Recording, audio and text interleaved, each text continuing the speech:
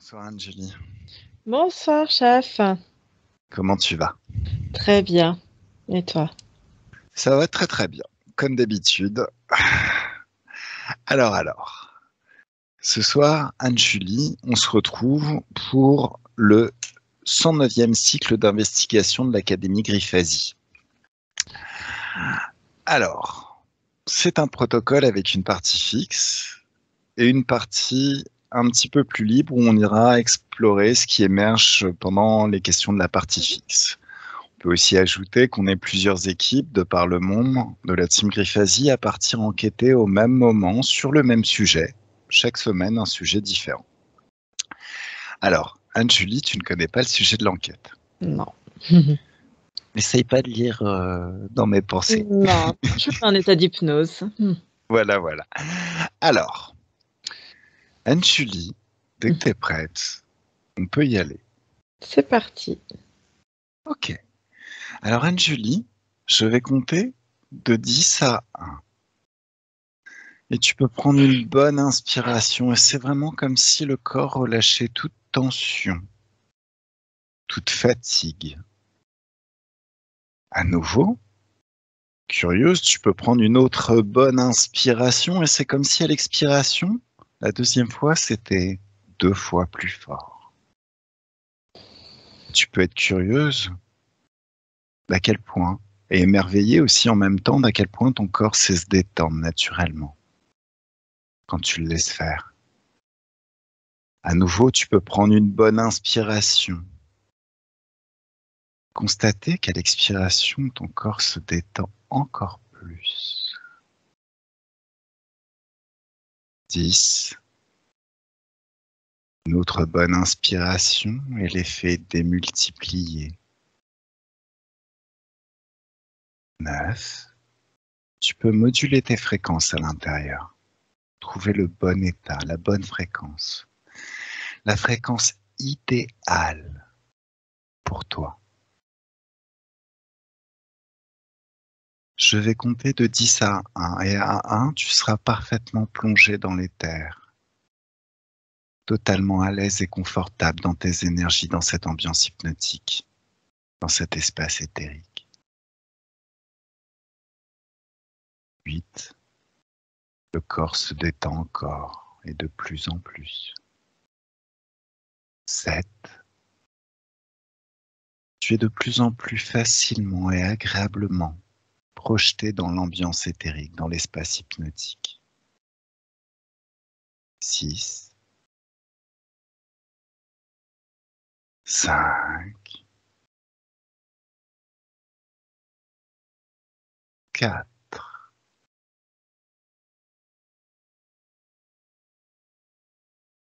3.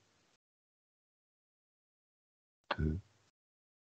Et 1. Une Julie subliminale. Comment tu te sens? Très bien. Alors, qu'est-ce que tu vois autour de toi là déjà? À part moi-même, rien du tout. T'es bien, tout est clair? Tout est ok. Alors, pour cette enquête, on va quand même se mettre en mode Arsène Lupin. Alors, bien entendu, dans l'espace éthérique, dans l'ambiance hypnotique, tu es le pouvoir. Tu es totalement illimité, donc tu ne risques absolument rien.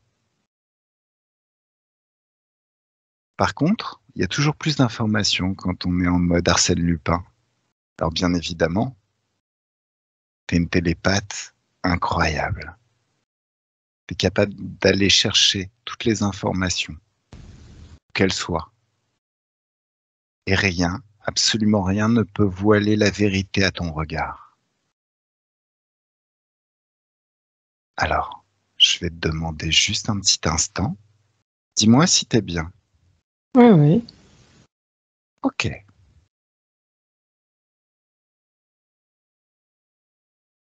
Alors, Anne-Julie,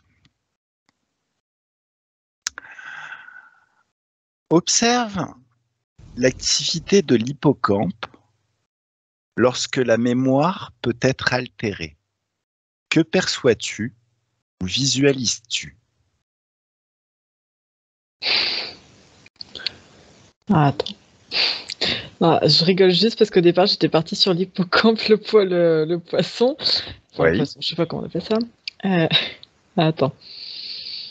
Je- Ça me fait un fou rire, excuse-moi, parce que ça n'a rien à voir avec la thématique. Ah, ouh. Alors, c'est quand l'hippocampe est... Je suis désolée, je suis avec le poisson. Attends. Allez, bah, reste-y un petit instant si tu veux, c'est agréable. Quand tu es prête, tu peux te déconnecter du poisson. Oui. Ok. Ouh. Et du coup, je n'ai oublié ta question. Qu'est-ce que l'hippocampe quand il est... C'était Observe ça? l'activité de l'hippocampe lorsque la mémoire peut être altérée. Que perçois-tu? Visualises-tu? Alors, je vois des cellules à l'intérieur qui sont plutôt grises et, euh, et c'est comme s'il n'y avait pas un trajet électrique conductible et du coup, ça envoie des signaux électriques mais sans aller plus loin.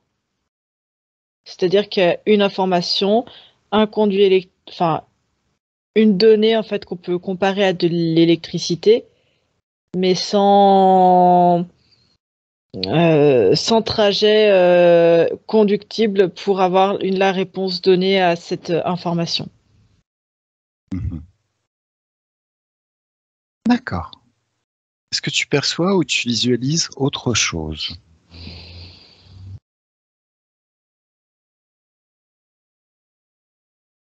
Non, je vois vraiment comme c'est cette espèce d'électricité qui reste au niveau de l'hippocampe et qui ne peut pas être transmise au reste du corps. D'accord. Alors, question 2. Recherche ce qui peut générer ou participer à la formation d'un faux souvenir dans l'esprit humain.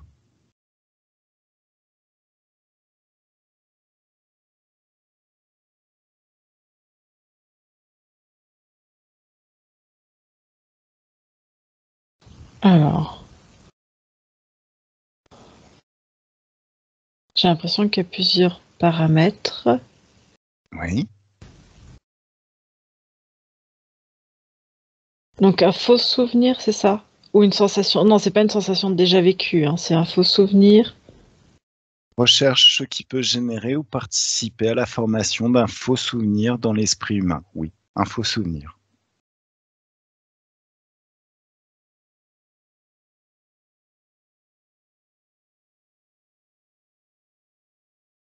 Je vois des fois j'ai l'impression une suractivité au niveau du cerveau. Mhm. Est-ce que tu perçois autre chose? Non,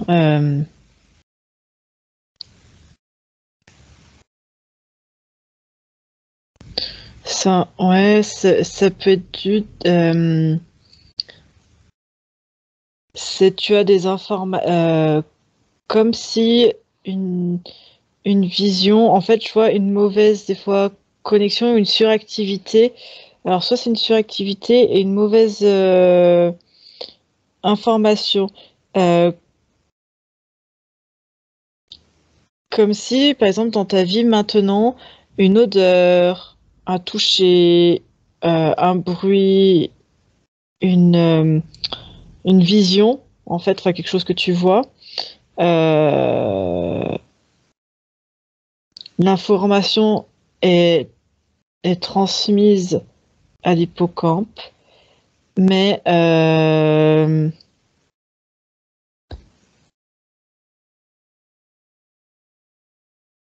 mais c'est pas la bonne information qui ressort.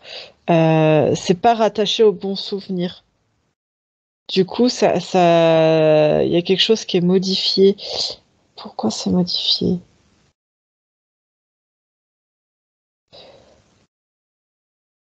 Je vois des cellules qui deviennent un peu plus grises ou qui s'éteignent. Donc quelque chose peut rappeler à la personne, mais c'est pas bien relié, ou alors la cellule, si tu veux, est grise ou éteinte, donc faut bien la rebrancher à quelque chose. Donc c'est comme si ça passait à la cellule d'après au lieu d'être sur la bonne cellule. Je sais pas si je m'exprime bien. Mhm. Du coup, cette sensation de souvenir est faussée. D'accord. C'est très complexe.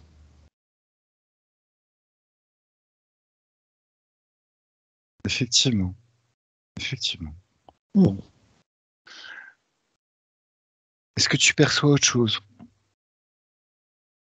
Non, je vois comme des taches qui font des nœuds sur certaines fibres.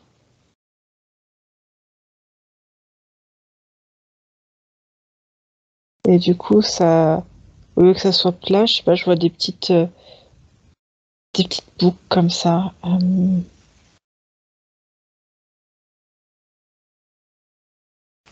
Donc l'info, au lieu d'être lisse, elle passe par. C'est comme s'il y a des endroits, tu avais une excroissance de cellules, et au lieu que ça soit lisse, ça passe par cette excroissance de cellules sur certaines fibres avant d'arriver à l'information, tu vois, que ça soit retransmis dans l'autre sens. Et, euh, et ça aussi, comme c'est une excroissance qui est pas normale, ça peut perturber l'information transmise. D'accord.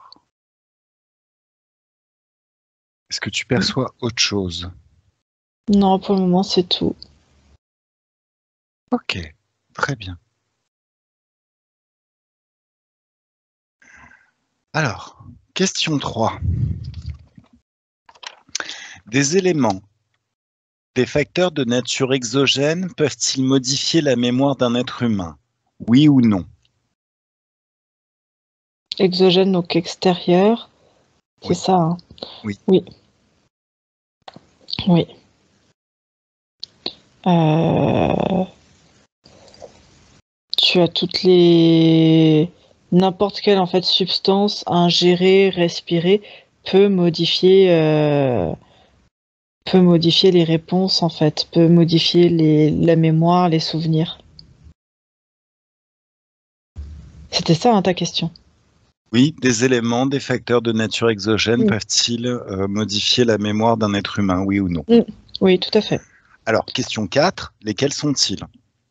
Alors, comme je te disais, ça peut être des traitements, ça peut être dans l'alimentation. Mhm, Je vois du mercure, le fluor, le plomb, tout ce qui est pesticides aussi, enfin tout ce qui a un pouvoir de tuer autre chose dans la nature, si on l'inhale ou qu'on l'avale, ça aura aussi le même effet sur nous, sur notre organisme. Euh, Tout ce qui est drogue, euh, le tabac, mhm. Ok, voilà. très très bien. Alors, Oui, ok. Question 4. Question 5. 5. Oui, 5. Les mêmes faux souvenirs peuvent-ils être partagés dans la mémoire d'une communauté de personnes? Oui ou non?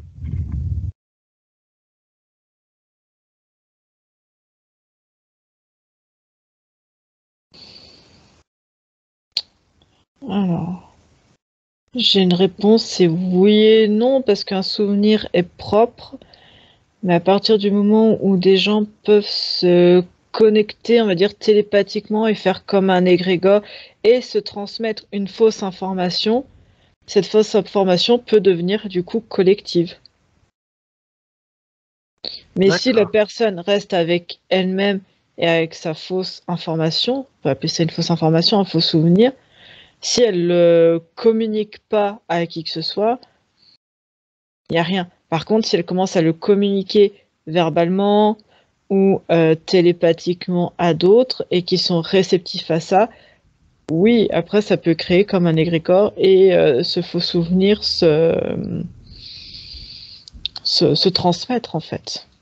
D'accord. Ok. Ouais. Alors, question 6. Observe la nature et le mécanisme de ce qui peut contribuer à générer le même faux souvenir chez plusieurs personnes. Ben, c'est un petit peu ce que je te disais, non? C'est Que, exactement ce que tu me disais. parce que Voilà. j'ai rien de plus à te rajouter par rapport à ça. Au final, tu as pris de l'avance par Mm. télépathie. Voilà. Voilà. Alors, à mon 3, Mhm. tu te connectes au moment de la mort de Nelson Mandela et tu me dis où il meurt. 1, 2 et 3.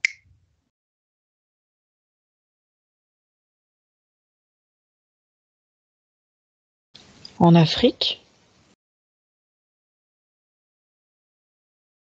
Mhm. Est-ce que tu vois autre chose?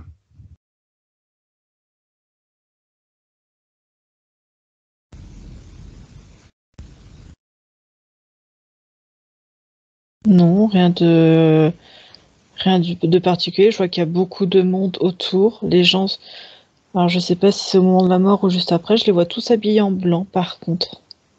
D'accord. Observe, question 8. Maintenant la scène par rapport au plan métaphysique. Que perçois-tu ou visualises-tu? Je le vois qui a du mal à se libérer en fait parce que je vois énormément de monde en fait. C'est la population, la taille de la population, enfin de gens qui le prient, qui l'appellent. Euh, du coup, même si c'est dans la bienveillance qu'ils font ça, je le vois stagner en fait, pas très au-dessus de son corps et ne pas aller plus loin et être attaché à ça.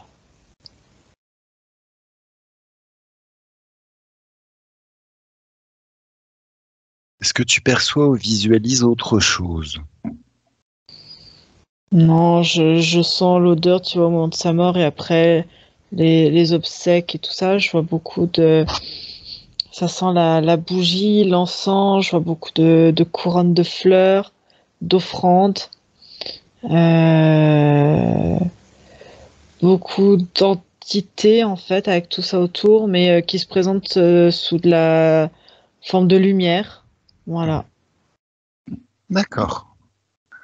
Alors, question 9. Que perçois-tu ou visualises-tu par rapport au terme suivant? Effet Mandela.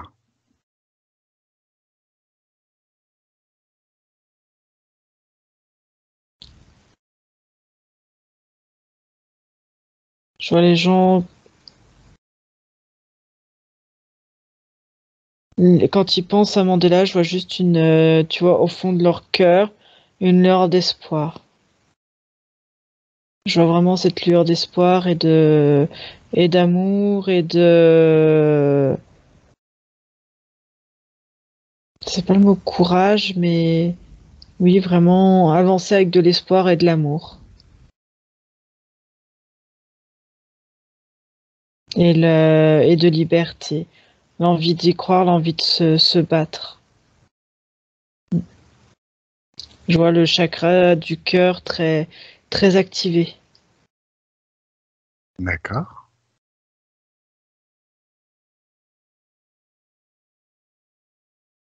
Voilà.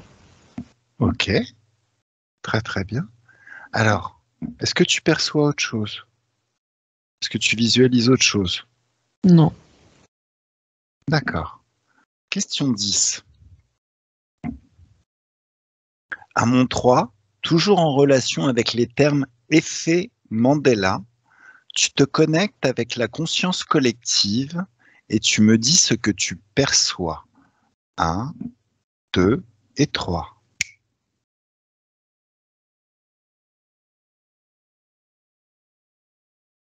Je sens beaucoup de... La première chose qui me vient, c'est que je vois beaucoup de pleurs, de tristesse. Je vois les gens englués dans des prières. Enfin, c'est assez lourd, mine de rien, autour de ça. Et après, si tu passes un petit peu ce cap là,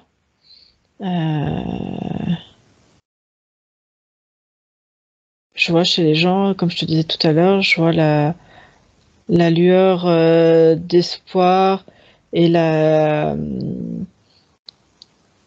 et cet amour en fait universel et l'esprit on va dire combatif quelque part, même si ça va, c'est pas le mot combatif, mais pour la liberté.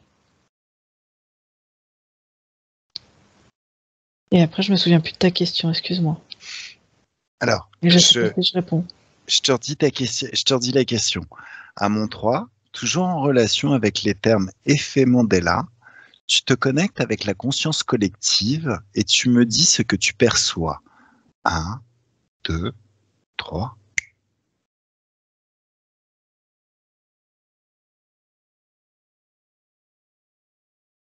Non, j'ai rien de plus à te rajouter par rapport à ce que je viens de te dire. D'accord. Ok. Donc,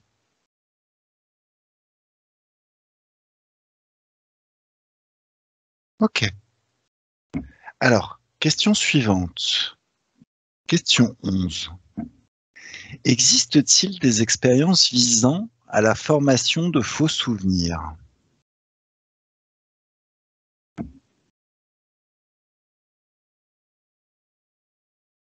Alors, plus rien à voir avec Mandela là. Attends, donc je me déconnecte de ça. Oui.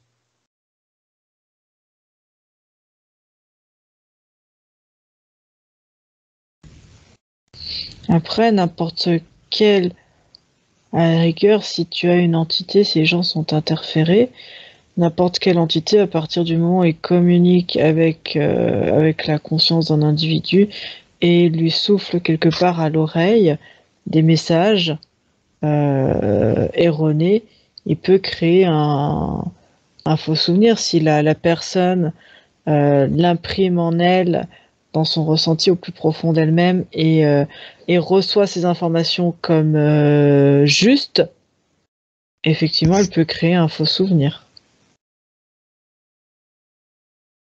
Alors, je te repose la question. Non, c'est pas ça. Existe-t-il... Si, si, c'est exactement ça. Existe-t-il des expériences visant à la formation de faux souvenirs? Ah, Est-ce... existe-t-il... J'avais pas compris ça. Euh, Oui, bah, je vois un laboratoire, je les vois tous en blanc et mettre les gens, tu sais, un peu comme nous, avec des casques et faire des séances qui s'apparenteraient à nous, à de l'hypnose ou à de la méditation ou ce genre de choses, faire entrer les gens en transe et en même temps voir ce qu'est capable de faire le cerveau. Autant on est capable d'apprendre, par exemple, en transe, autant, bah, si on est capable d'apprendre, est-ce que, oui, il y a je vois des grands écrans pour voir. Je vois par exemple des gens, ils ont un casque, puis ils ont des câblages, tu sais, sur la tête avec un truc pour tenir. Des gens dans un laboratoire avec un écran devant pour voir aussi l'activité du cerveau, voir ce que ça donne. Et, euh, et même ces informations, ils ont la technologie, alors je sais pas si ça existe déjà ou pas, enfin en tout cas là ça existe, avec, tu sais, les fréquences entraînées dans le cerveau, ça donne une image. Donc ils arrivent à Mhm. capter ces images.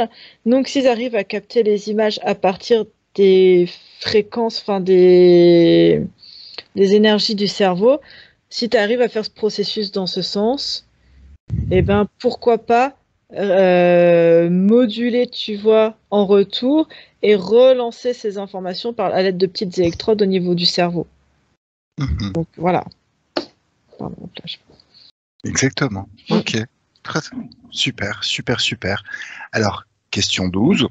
Mhm. Sauf si tu perçois autre chose, est-ce que tu perçois autre chose? Non, c'est tout. C'est tout, tout. Ok. Question 12. Qui réalise ces expériences et quels en sont les objectifs? C'est utilisé dans plusieurs domaines. Et le domaine principal est militaire, pour faire du contrôle mental, pour mettre, si tu veux, de fausses informations dans la tête des gens, pour qu'ils aillent au combat, pour qu'ils aillent à la guerre, pour qu'ils puissent s'entretuer.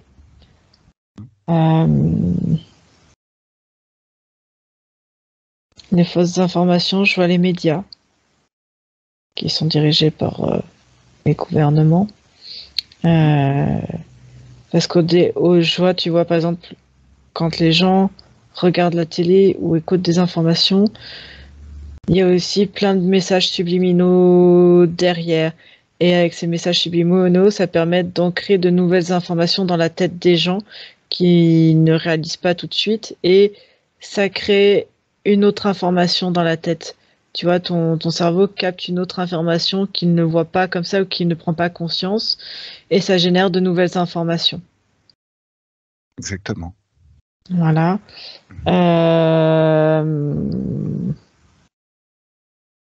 Au niveau médical, pour faire des expériences. Je vois des animaux qui sont utilisés également. Voir si avec certains animaux, on peut augmenter leur intelligence ou les rendre plus dociles pour pouvoir faire un jour la même chose au niveau humain. Mmh.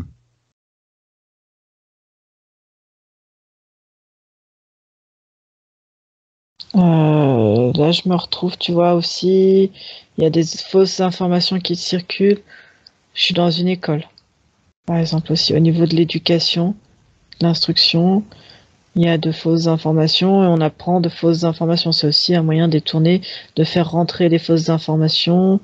Et tu vois, de gangréner, même aussi, je vois aussi des cercles familiaux où, tu sais, quand tu as des mémoires transgénérationnelles, que les gens n'ont pas vécu telle ou telle chose, mais qui remontent à 3, 4, 5 générations, tu vois, ils se transmettent des informations et tu sais, avec le temps, ça peut être déformé, amplifié, modulé. Mmh. Et on arrive, par exemple, à l'instant T avec une information qui ne nous appartient pas parce que c'est des mémoires cellulaires, mais transgénérationnelles à ce niveau-là. Et les gens vivent avec ce souvenir ou ces informations-là qui sont d'un autre temps, qui ne leur appartiennent même pas, mais qu'ils ont inculqué en eux et qui font comme s'ils l'avaient vécu. Enfin, je ne sais pas si c'est très clair, alors que c'est pas eux qui ont vécu la chose, tu vois. Mais ils le prennent pour acquis pour eux-mêmes. Ok, Voilà. ça marche. Ok, très très clair. Super, je te remercie. Alors, question 13, question suivante. Les abductions peuvent-ils provoquer l'effet Mandela et donc de faux souvenirs? Bah, de toute façon, à partir du moment où des consciences sont enlevées, donc elles sont soumises à interférence, quelque part après, s'ils ont décidé de faire du contrôle mental, et une fois, quand tu fais du contrôle mental, tu peux, comme je disais tout à l'heure, hein, au niveau militaire ou dans d'autres, tu peux entraîner de nouvelles informations, finalement. Tu modules, tu peux souffler à l'oreille, tu peux, voilà, plein de choses. Donc oui, les abductions sont aussi un bon moyen de créer de faux souvenirs, parce que de toute façon, je vois des gens complètement emprisonnés lors des abductions, qui ont fait faire tout et n'importe quoi au niveau expérimentation, donc et surtout du contrôle mental. Donc effectivement, ils peuvent avec des implants également mettre de faux souvenirs, Mhm. de fausses informations. Super, super, super. Alors, est-ce que tu perçois autre chose? Non. Ok. Question 14. Les univers parallèles peuvent-ils contribuer à créer l'effet Mandela?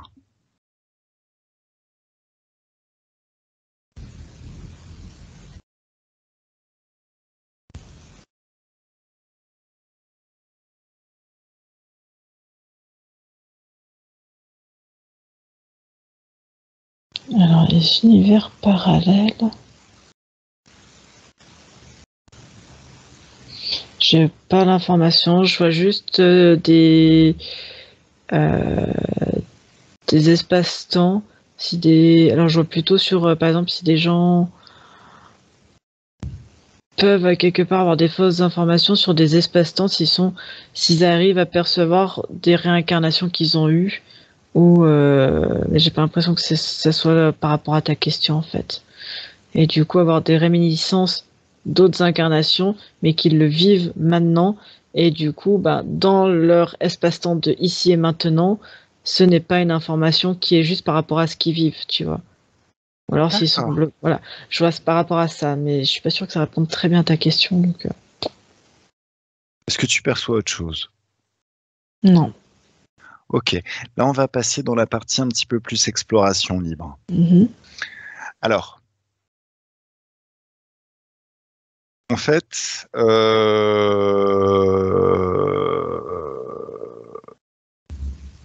déjà, question 14, on va parler tout de suite des univers parallèles. En fait, ce que tu décris, ça serait une sorte d'incongruence entre la mémoire des gens et leur vécu réel immédiat. C'est ça. Ok, très très bien. Super. Alors, si tu veux, l'effet Mandela, je ne sais pas si ça a émergé au cours de l'enquête. C'est un effet a priori psychologique. Il semblerait qu'à une époque, quand il était encore en prison, il y a un certain nombre parmi la population assez conséquente de personnes qui ont commencé à croire qu'il était mort en prison et qui ont nourri ce faux souvenir. Alors a priori, il est sorti de prison, il a été même président d'Afrique. Donc l'effet Mandela, ça décrit, si tu veux, une sorte de faux souvenir collectif. Non, mais il est pas mort en plus. Enfin, moi, je le voyais dans un lit. Exactement. Mais si tu veux, l'effet Mandela, c'est ce phénomène qui a fait qu'une certaine catégorie de la population a cru qu'il était mort en prison, alors que c'était complètement faux. Alors, elle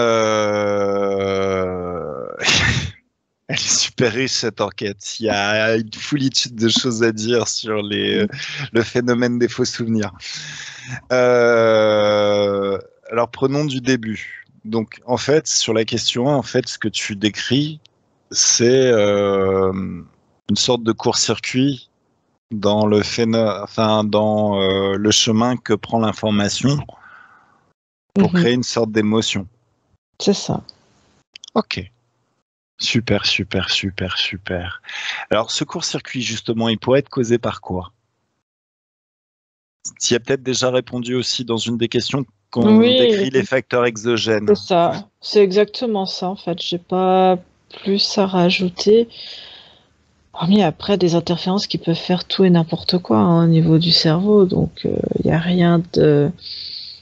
C'est clair, mais ça demande quand même qu'il y ait eu un accord à un moment donné où que les humains qui commencent à croire ce faux souvenir soient déjà soumis à interférence. Ils peuvent être soumis à interférence, hein, sous contrôle mental, sous plein de choses, ou juste des interférents qui ont juste à souffler, se faire passer pour des guides ou je ne sais en quoi encore, et être présent et puis souffler des informations sur tout et n'importe quoi, et pourquoi pas répéter des fois la même chose insinueusement, et voilà, que ça fasse comme un nouveau parcours dans la tête de la personne, dans son mental, et créer une fausse information, un faux souvenir. Exactement. Alors, bon, moi, ce qui a tendance à m'inquiéter un petit peu, c'est que déjà, du point de vue ericksonien, si par exemple tu dis une information à quelqu'un en la vibrant comme si c'était vrai, on s'y a jamais réfléchi, il va la prendre comme vrai. Et il va commencer à défendre ça partout, ailleurs, comme si c'était une vérité. Donc déjà, de proche en proche, comme ça, on peut créer des faux souvenirs, et ça, tu l'as décrit. Mm. Euh, juste, rien que le fait de discuter de proche en proche d'une certaine réalité où on peut enfin, contaminer, entre guillemets, avec de fausses informations très très rapidement toute une population, Mm. ou toutes les personnes avec qui on rentre en relation. C'est ça. Ok. Donc, Mhm. qu'est-ce qui amène la personne à avoir le faux souvenir? C'est l'interférence, a priori le kidnapping aussi. Mhm. Tu as parlé de ces casques, de ces laboratoires. Tout à fait. Ok. Je vois les mémoires, on va dire, les informations, les traumatismes qui se transmettent, tu vois, de génération en génération, et qu'à force, tu vois, la personne qui grandit là-dedans le prend pour elle et le prend comme un vécu, alors que, ben, à la base, le traumatisme, elle ne l'a jamais vécu. Donc ça existe. Euh, Par yeah. exemple, quand on a vécu toute sa vie, quand on est né dans un pays qui a perdu une guerre, en règle générale, il y a des ressentiments. En fait, les ressentiments sont partagés par toute la population. C'est un petit peu ça ce que tu nous dis? Aussi. Aussi des D'accord. traumatismes de guerre, des traumatismes physiques, plein de choses. Mm. Ok. Quand c'est quelque chose qui, voilà, que les gens baignent là-dedans et le transmettent, tu vois, de génération, c'est vraiment ça. Et on se retrouve à 4-5 générations avec une personne, par exemple, qui va grandir avec cette histoire-là et va la prendre pour acquis, donc alors qu'elle l'aura jamais vécu, mais pour elle, c'est un fait concret, elle l'a vécu. D'accord. Alors, concernant les facteurs exogènes, mercure, fluor, plomb, pesticides, Mhm. qui est, qui est-ce qui a la main dessus? Si on regarde les responsables de cette contamination, est-ce que c'est Elles sont extérieures par rapport, on va dire, à la présidence, on va dire, mondiale et des responsabilités, on va dire, des hauts placés. Après, ce sont des facteurs exogènes qui entraînent le vieillissement prématuré ou enfin accéléré au niveau du cerveau. alors, je vais compter jusqu'à 3 et tu vas aux sources de l'info. Ces facteurs exogènes, est-ce qu'il y a une intelligence derrière ou est-ce que c'est un accident? Un, 2 et 3. Non, c'est voulu. D'accord. Tu les vois, ceux qui veulent ça? Il y a des humanoïdes, des reptiliens. Ils sont nombreux, toujours les mêmes, hein, qui sont haut placés au niveau mondial. D'accord. Alors, des humanoïdes aussi. Oui, c'est ce que j'ai dit. Des Non, humains. parce que, enfin, je tenais à ce que tu le répètes justement, parce que des fois, Mhm. quand on écoute, on a l'impression que les humanoïdes sont des gentils interférents qui veulent le bien de l'humanité et tout ça. C'est Non, bien de non. préciser que, ok, très très bien. Mais Ok, du coup, ça a pour conséquence, entre guillemets, d'être des facteurs exogènes, naturels, c'est moche de dire ça, mais qui sont dans notre environnement et qui augmentent ce facteur de vieillissement et du coup dérèglent les informations au niveau cérébral. d'accord. Voilà. Ok. Alors maintenant, j'aimerais que tu prennes de la hauteur. Tu te retrouves au-dessus de la croûte terrestre. Et au final, tu vas regarder un petit peu les énergies et tu vas voir un petit peu dans le cas, parce que tu as parlé de plusieurs circuits qui peuvent permettre de créer dans toute une population un faux souvenir commun. Alors, c'est comme si tu pouvais voir la rapidité d'évolution d'un faux souvenir, donc d'une fausse information, en fonction de ces différents circuits. Alors, il y avait la télévision, il y avait les médias, il y avait l'école, Mhm. il y avait quoi d'autre? La médecine, quelque part, au La niveau médecine aussi. Mhm. D'accord. Alors, en regardant tout ça de haut, par exemple, dans les différents cas, c'est comme si tu pouvais voir, sous forme d'énergie, la fausse information circuler dans toute la population. Mhm. Quand une population est touchée, elle prend une certaine couleur. Mhm. Ouais. Alors, qu'est-ce qui se répand le plus rapidement dans une population? Par exemple, imaginons, on va cibler ça sur la France. Qu'est-ce qui a le plus d'impact sur toute sa population en termes de fausses informations? Par rapport à quoi? Je comprends pas ta question. Sur les 3 modes de «contamination» entre guillemets de l'information, est-ce que l'école est plus efficace que les médias? Est-ce que la médecine est plus efficace que les médias qui sont contrôlés par les gouvernements?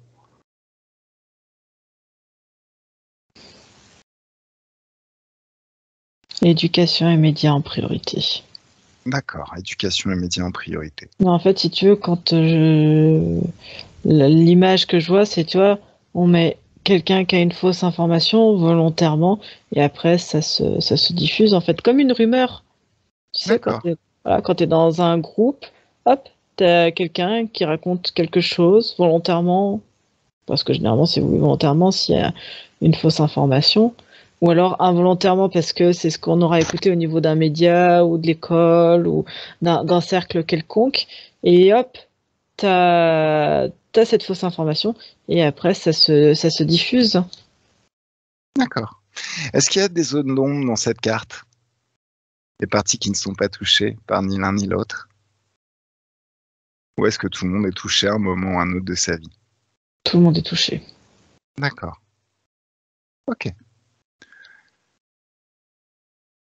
Moi, les moins touchés seraient des populations complètement isolées et même elles pourraient être touchées par de la fausse information sur de ce qu'elles ont vécu et tu vois qui se transmettent. Enfin, Mmh. quelles que soient les fausses informations, tout le monde en a vécu, quoi. OK. Très, très bien.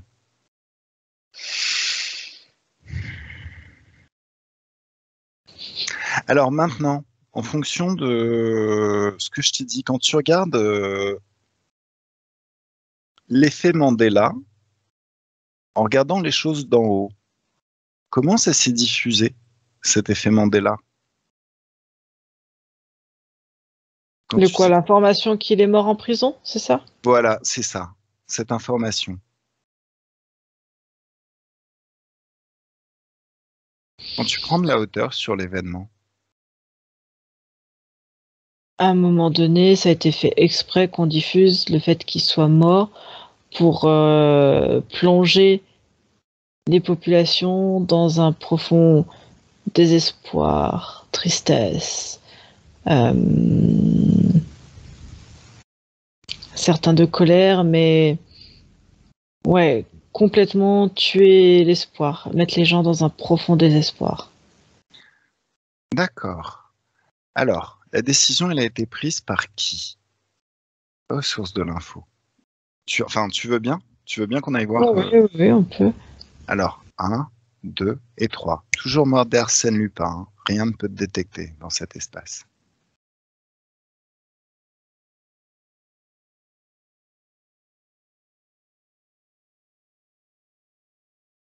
Alors, je vois juste, tu vois, un espèce de reptilien qui était pas loin de genre, de la cage, de la prison.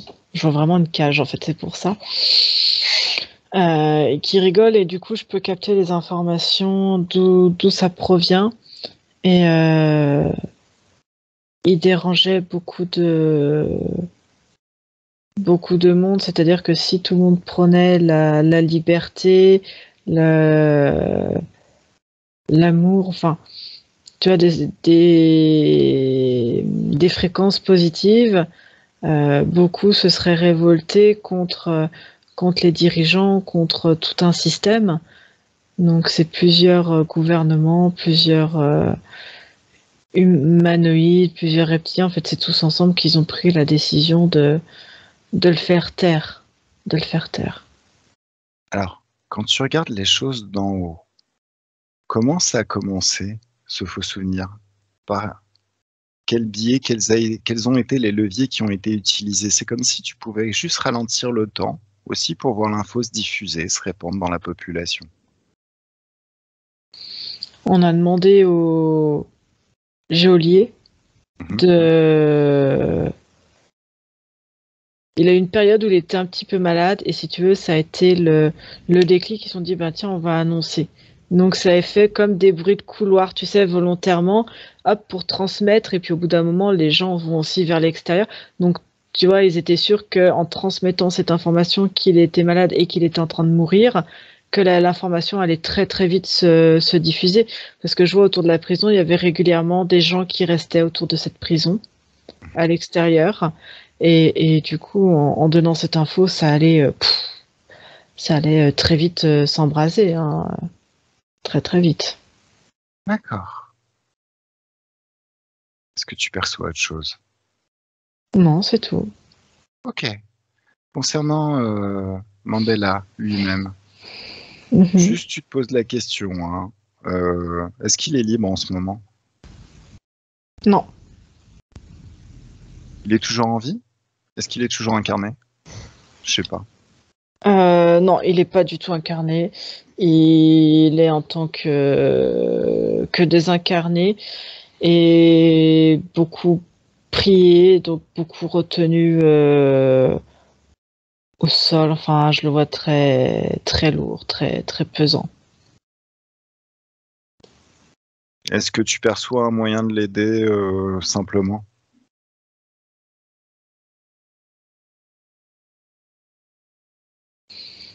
Simplement lui donner l'information que c'est sa réalité à lui qui peut partir et en même temps il n'en veut pas vraiment parce il est, si tu veux, faudrait faire un travail spécifique sur lui pour l'accompagner à se libérer et en même temps lui est encore très attaché, si tu veux, il n'est pas détaché émotionnellement, il a le lien émotionnel qui le rattache à à tous ceux qui l'ont adulé, si tu veux, qui l'adulent encore. Et non, il y a un gros travail à faire. Là, comme ça, c'est compliqué. D'accord. Il sait quelque part qu'il est mort et en même temps pas trop et il y a l'émotionnel qui prime. Il y a un très fort émotionnel qu'il faudra aller travailler dessus. D'accord. Très très bien. Alors, ça tombe très très bien, j'ai une autre question. Est-ce qu'il y a d'autres moments où cet effet a été utilisé pour obtenir les mêmes effets sur la population humaine? J'ai envie de te dire que c'est pas nouveau, hein, cet effet de répandre de fausses informations pour créer un effet quelque part, une fausse information ou de faux souvenirs. C'est utilisé depuis très longtemps ils n'ont pas eu besoin d'attendre Mandela pour faire ça, quoi. Il y a la diffusion par les journaux, par la presse écrite, par la presse télévisée, par de la publicité, par la radio. Enfin, il y a rien de nouveau, quoi. C'est juste peut-être des gens qui se sont penchés sur le sujet et qu'on crée, tu vois, ce terme-là par rapport à ça, mais il y a rien D'accord. de nouveau, quoi. Non, je vois rien d'extraordinaire, quoi. Ce qui m'est venu quand je t'ai posé la question, c'est Sun Tzu, l'art de la guerre. Il doit y Ce avoir une quoi? Sun Tzu, l'art de la guerre. Il doit y avoir un de ses préceptes qui enjoint à prendre le contrôle des perceptions de l'ennemi, entre guillemets. Je sais pas. À vérifier. À vérifier, à vérifier, à vérifier. Ok. Comment tu te sens? Est-ce que tu veux remettre tes fréquences, les remettre comment tu te sens niveau fréquence? Moi ça va bien. Cool. Tranquille. Tranquille, Mhm. tranquille, tranquille. Bon. Est-ce qu'il y a des dates un petit peu notables dont les gens pourraient avoir envie d'entendre parler sur des événements où on ne se serait jamais cru, mais c'est une grosse manipulation, une grosse création de faux souvenirs? Beaucoup de dates. Ah, beaucoup trop de dates. Mm. Mm. Ok, donc à chaque fois en fait. Et si les dates sont vraiment justes. Ok. Je vois beaucoup de choses erronées. Mhm.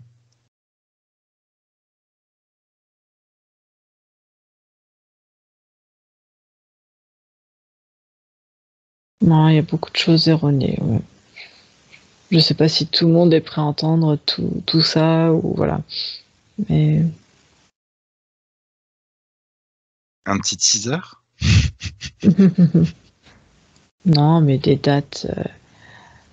Je vois les dates sur l'Égypte, les dates sur les Mayas, les dates sur certaines guerres, sur D'accord. le temps. On met ce qu'on veut sur des dates, hein, finalement. C'est manipulé, donc. D'accord. Donc la question qu'on pourrait se poser, c'est est-ce qu'il y a des informations qui sont justes et pertinentes dans ce qui nous entoure? Est-ce qui... C'est ça. Ok. Très très bien. Même sur des événements très proches, si tu veux, sur les guerres, les origines de la guerre. Enfin, même toutes ces dernières guerres hein, sont fausses. Sont complètement fausses. D'accord. Très très bien. Les guerres mondiales, les guerres qui se déroulent en Afrique, enfin, il y en a tellement. Ok.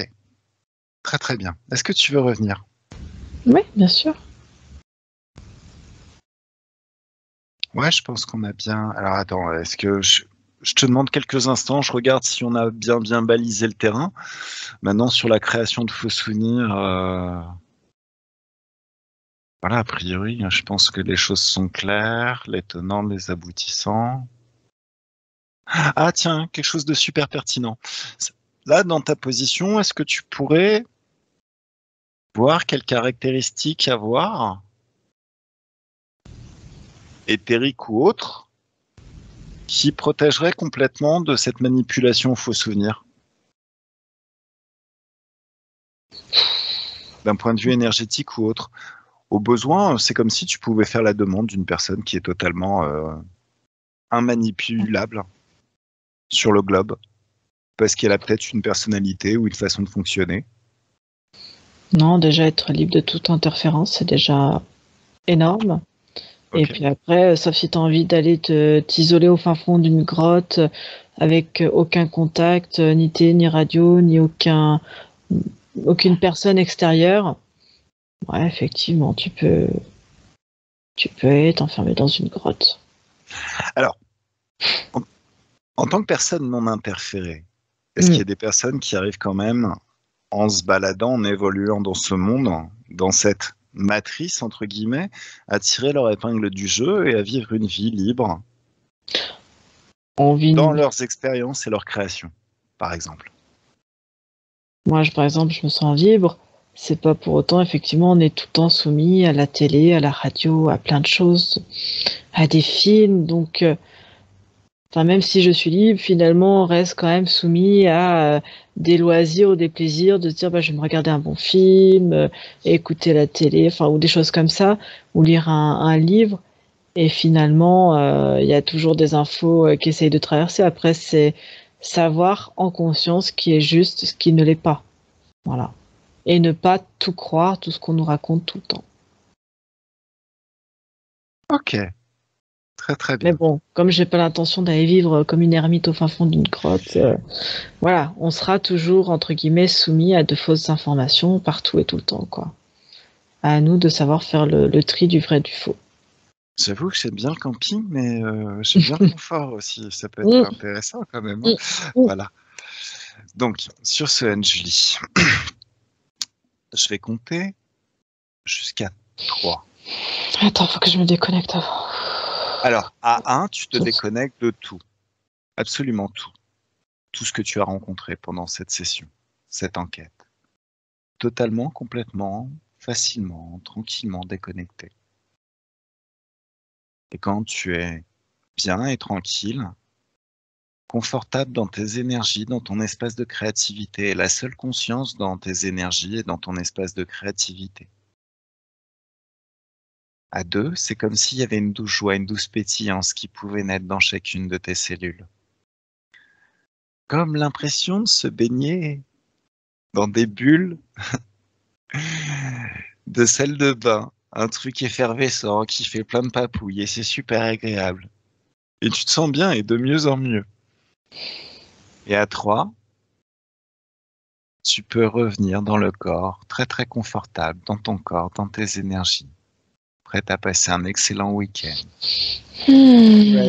Coucou. Je te remercie pour ton travail. Merci beaucoup, merci à toi. Très très belle enquête, merci. Oui, très intéressant. Alors, merci le public. À la semaine prochaine. Et à la semaine prochaine, à bientôt. À bientôt. Au revoir, chef. Au revoir, Anne-Julie.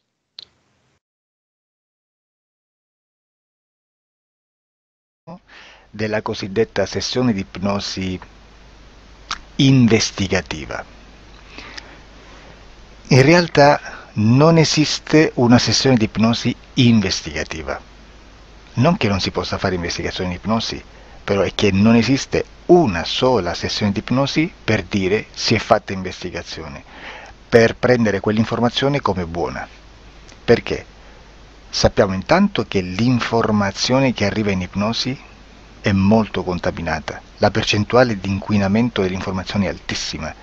Pensate a questa informazione che viaggia per tantissime dimensioni, attraversa densità, passa per coscienze che volontariamente o involontariamente possono distorcerla e poi arriva infine alla persona che sta in ipnosi, che ha una coscienza, ha una mente, ha un'esperienza e interpreta questa informazione secondo la sua struttura mentale, secondo le sue credenze, che per quanto si possa essere più o meno liberi mentalmente, liberi pensatori, sempre c'è una parte subliminale che interpreta in base all'educazione ricevuta, alla cultura e perché no anche tutte le esperienze di esistenze passate che ancora lasciano un segno in noi.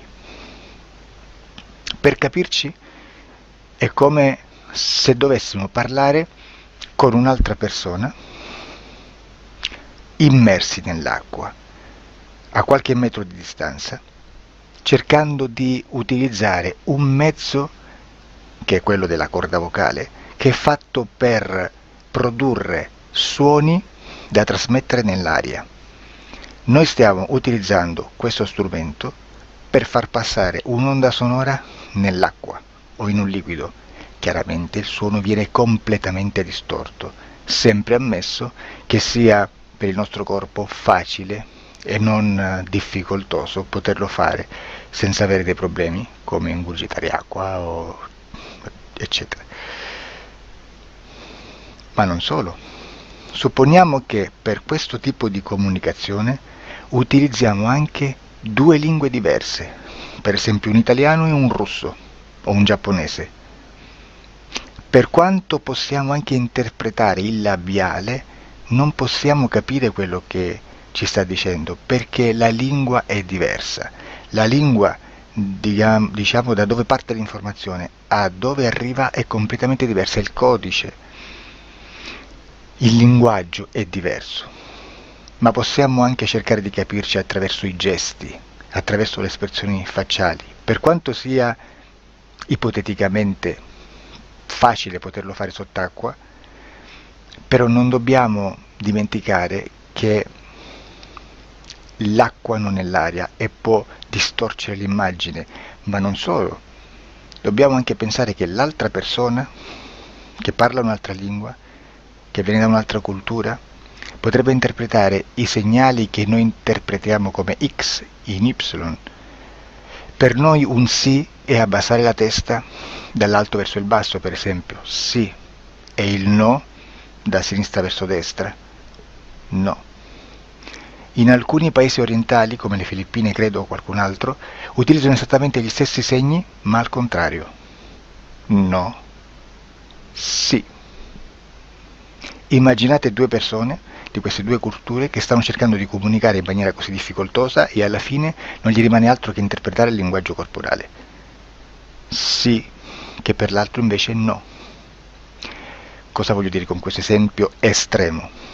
Che l'informazione da dove parte a dove arriva viene completamente deformata. Non sappiamo esattamente quale percentuale perché ogni situazione è a sé stante, però la percentuale di inquinamento di distorsione, di contaminazione di questa informazione è assolutamente alto. Quindi fare una sessione investigativa, mettere una persona in ipnosi e chiedere di Tizio Caio Sempronio di una situazione o chiedere certi dati è assolutamente controproducente, è assolutamente inutile. Quindi vi chiederete: cosa fate allora voi quando fate ipnosi, quando fate delle domande, quando cercate delle risposte e con queste informazioni che vi arrivano lavorate sulla situazione esoterica del cliente? Beh, non facciamo altro che recuperare questa informazione solamente per arrivare al problema del cliente e poi lavorarci. Quindi il valore dell'informazione non è quello di un'istruzione, quello di memorizzare dei dati e di prenderli per buoni, ma è un veicolo di movimento, di trasporto verso la causa del problema per poi lavorarci. Quindi lo scopo di questo tipo di informazione che si prende dalla singola sessione è completamente un altro. Come si fa quindi? Investigazione in ipnosi. Il lavoro non è semplice, il lavoro è lungo, difficoltoso, stancante. È necessario farlo anche in squadra perché bisogna moltiplicare il numero di sessioni da fare e una sola persona potrebbe farlo soltanto in un tempo estremamente largo. Noi abbiamo delle informazioni che prendiamo ormai per buone, ci lavoriamo, danno dei risultati e quindi per noi sono buone. E come abbiamo fatto ad avere queste informazioni? Per esempio, come facciamo a sapere che un extraterrestre chiamato il cosiddetto grigio è più o meno alto X, poi ci sono magari quelli anche un po' più alti, ma hanno un corpo strano, hanno una pelle grigio-verde, hanno degli occhi grandi a mandorla, neri, senza una pupilla visibile, non hanno quasi bocca, né naso, né orecchie, hanno soltanto delle fessure, non hanno organi genitali, hanno degli arti molto più lunghi rispetto alla proporzione che potrebbe avere il corpo umano, e di solito hanno meno dita delle 5 del corpo umano, eccetera, eccetera, eccetera. O se no prendiamo un altro tipo di essere che possiamo incontrare in ipnosi, come facciamo a dire che hanno delle somiglianze con i rettili, gli animali rettili terrestri, o gli animali, gli invertebrati, gli insetti terrestri? Perché? Perché siamo sicuri di questa informazione e ci lavoriamo, e quando ci arriva la prendiamo già per buona, nonostante sia anch'essa contaminata. Perché queste informazioni sono arrivate da tantissime sessioni, fatte da tantissime persone, con tantissime altre persone sotto ipnosi, e che nel contesto di tutto il lavoro gli uni non sapevano degli altri. Questo dato può essere più o meno rilevante, sempre c'è contaminazione, e quindi possiamo prendere per buono anche un gruppo di lavoro dove l'uno possa sapere dell'altro. Ci potrebbe essere una contaminazione del contesto di quel gruppo di lavoro, ma si aggiunge semplicemente una piccola percentuale di questa contaminazione a già la grande che esiste. Non è così impossibile lavorarci. Da tutte queste sessioni, da questo grande numero di sessioni, migliaia, diciamo migliaia, noi prendiamo solamente quell'informazione che è uguale a tutte, che è in comune a tutte, o a quasi, perché magari qualcuna ci potrebbe essere niente in comune per una fortissima contaminazione, perché no? Ma dobbiamo prendere una stragrande maggioranza, proporzionalmente abnorme rispetto a quello che potrebbe essere un minimo di scartabile, e lì possiamo prendere per buona questa informazione. Quindi se noi su 10.000 persone diverse, con operatori anche diversi, in cui in ogni sessione vediamo un essere che più o meno ha le stesse caratteristiche del grigio o dell'insettoide a forma di mantide religiosa, o il rettile a forma di lucertola, per esempio, di serpente o di quello che sia, o se vediamo il pianeta Marte più o meno di colore rosso, o se vediamo dei sotterranei eterici, non fisici, nel sottosuolo terrestre, soprattutto sotto le grandi città, dove c'è concentrato molto potere, molta energia di questo tipo, e chi più ne ha chi più ne metta. Se vediamo degli impianti che hanno certi tipi di funzioni, certi tipi di forme in certe parti del corpo, e questa informazione la ritroviamo tutta o quasi in tutte le sessioni fatte, eseguite, realizzate da tanti anni a questa parte, significa che quella è una informazione affidabile. E vi posso garantire che stiamo parlando di una percentuale bassissima. Su un 100% staremo, credo, forse più in basso di un 2-3%. Immaginate, tutto il resto è spazzatura, è informazione spazzatura. Sì, spazzatura.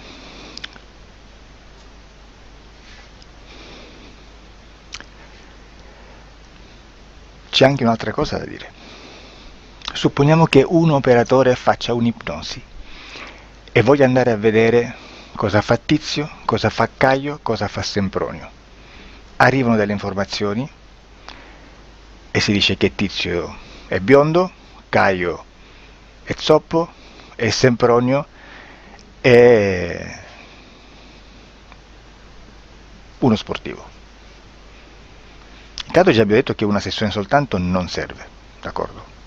Ma poi c'è da dire che una coscienza, un essere, in ambiente subliminale, la sua parte subliminale potrebbe non dare autorizzazione a questa fuoriuscita di informazioni. Mi potreste dire, e allora tu quando chiedi agli esseri cosa fanno, cosa non fanno? Beh, intanto la prendo sempre con le pinze, perché abbiamo sempre detto che tutto è molto contaminato e mi serve solo per dirigermi da una parte. Ma c'è anche da dire che se un essere interferisce con l'altro, ha aperto un canale di comunicazione a cui non può ovviare, a meno che non lo recida, non lo annulli. Quindi quando io faccio la domanda a un essere, se lo faccio attraverso l'interferito, mi arriva l'informazione per un canale aperto che sottostà alla volontà dell'interferito. Sulla volontà dell'interferito parleremo in un prossimo video disclosures. Però se io voglio fare un'investigazione sopra Tizio, Caio e Sempronio, che non hanno nessun collegamento, nessuna interazione e nessuna interferenza con il soggetto con cui io sto realizzando l'ipnosi, non è detto che mi arrivi questa informazione. Assolutamente. Potrebbe esserci completamente un muro. Come potrebbe esserci informazioni, perché quell'altra parte potrebbe autorizzare comunque. Ma non è detto. E comunque quando ci arrivano informazioni, in una situazione di non interferenza o non interazione, non possiamo sapere esattamente se sono informazioni che ha autorizzato la parte subliminale dell'altra persona o dell'altro essere, o qualche altro essere, qualche altra entità furba approfitta della situazione, osserva quello che sta succedendo, si mette in mezzo, si fa passare per l'altro e dà informazioni ovviamente distorte, prima perché non è detto che debba conoscerle, e anche se fosse potrebbe manipolarle a sua volontà e a suo vantaggio. E quindi immaginate che situazione ridicola ci si viene a trovare, in quale situazione ridicola ci si viene a trovare in questi casi. Da qui si vede quando un operatore riesce a utilizzare l'informazione di ipnosi come per lavorare su un soggetto. Da qui l'osservatore attento delle sessioni di ipnosi riesce a capire se quell'ipnosi è un'ipnosi affidabile, un'ipnosi con un livello di informazione certa, con una alta percentuale di informazione certa. Non vi nascondo che in futuro potrei anche impostare un lavoro per decifrare che livello di certezza di informazione c'è in un'ipnosi, analizzandola e spiegando il perché, spiegando i meccanismi di analisi di un'informazione in ipnosi, che poi anche è molto istintivo.